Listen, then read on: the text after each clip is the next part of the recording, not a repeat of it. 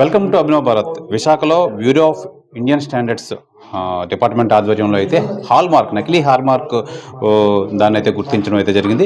అయితే దీనికి నకిలీ హాల్మార్క్ ఎక్కడైతే తయారు చేస్తున్నారో కుర్బా మార్కెట్, విశాఖ కుర్బా మార్కెట్ అయితే గోల్డ్ అన్నిటికీ పెట్టింది పేరు.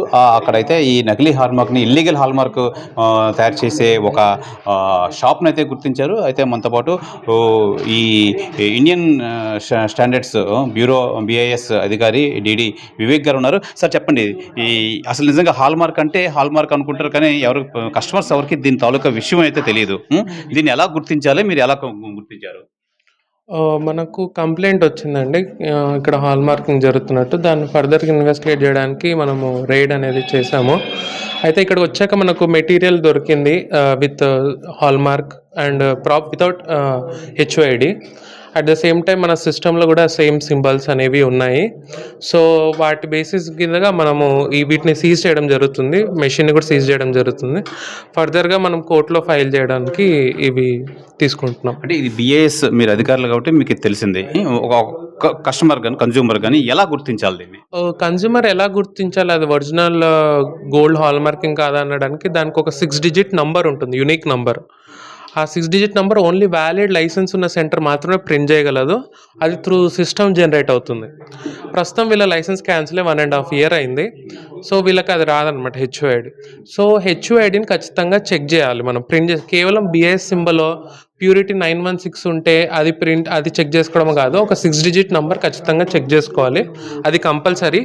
ఈ 6 డిజిట్ నెంబర్ని మన BIS కేర్ యాప్లో కూడా సెర్చ్ చేసి చెక్ చేసుకోవచ్చు ఎంత ప్యూరిటీ ఉంది గోల్డ్ అని.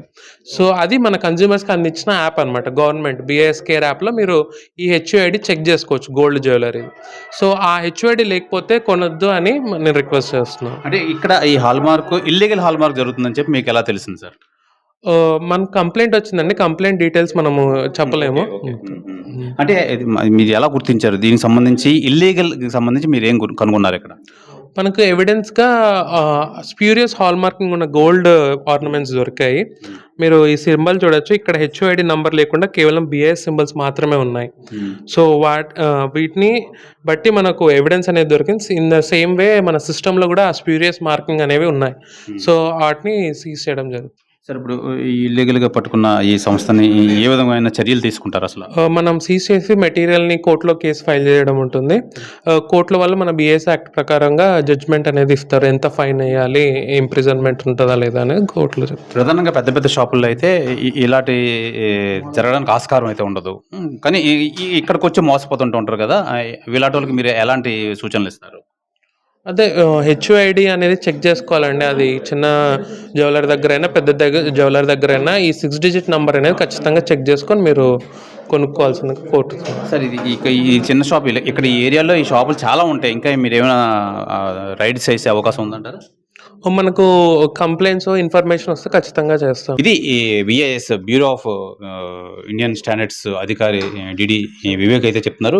తెలంగాణ 6-7 డిజిట్స్ అయితే ఒక కోడ్ అయితే ఉంటుంది. ఆ కోడ్ చూసి మీరు కంపల్సరీగా తీసుకోవాలి, లేదంటే ఇక్కడ అవకతవకలు జరిగే అవకాశం అయితే ఉంది. నిజంగా ఇది మాకు కంప్లైంట్ వచ్చింది కాబట్టి దీని మీద రైడ్ అయితే చేయడం అయితే జరిగింది. నిజంగా ప్రజలందరూ దీనికోసం తెలుసుకొని మంచి బంగారం కొనాలి, అనవసరంగా ఎక్కడ మోసపోకూడదు అని చెప్పి BIS DD వివేక్ అయితే తెలియజేస్తున్నారు. కెమెరామెన్ రాఘవతో శివరామకృష్ణ, అభినవ్ భారత్, విశాఖపట్నం నుంచి.